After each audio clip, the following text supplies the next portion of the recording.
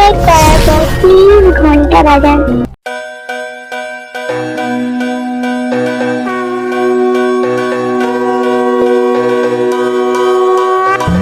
भगवा रंग है भारत का, भगवा रंग भगवान का, भगवा पहिर के नाचे भक्ता, मंदिर बने अरमान का।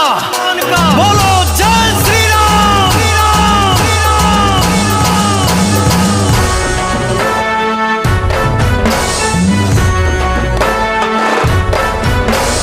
राम राम राम सिया राम राम राम राम राम राम सिया जय श्री राम। biharmasti.in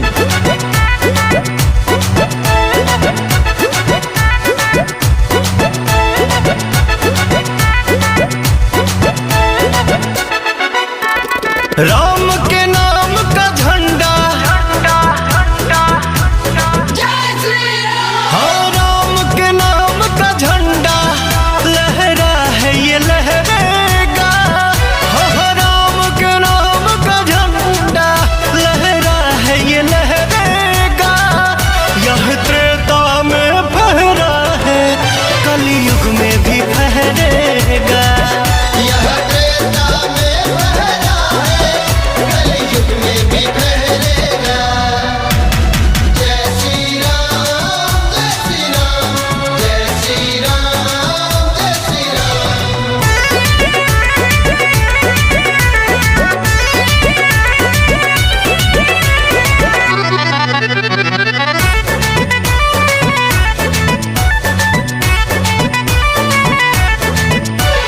हिंदुस्तान की धरती क्यों नहीं जय श्री राम कहेगी।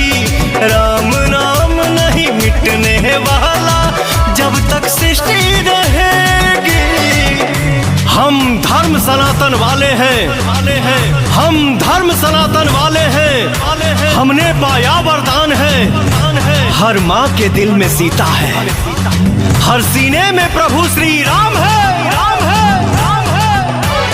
हिंदुस्तान की धरती क्यों नहीं जय श्री राम कहेगी। राम नाम नहीं मिटने वाला जब तक सृष्टि रहेगी। इतिहास गवाह रहा है ठहरा है न ठहरेगा। इतिहास गवाह रहा है ठहरा है न ठहरेगा। यह त्रेता में फहरा है कलयुग में भी फहरेगा। यह त्रेता में फहरा है कलयुग में भी फहरेगा।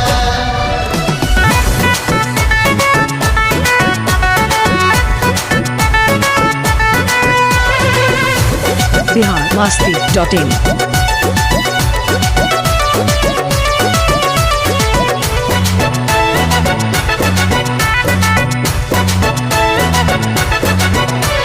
बोल रही है गंगा, बोल रहा है पर्वत सागर।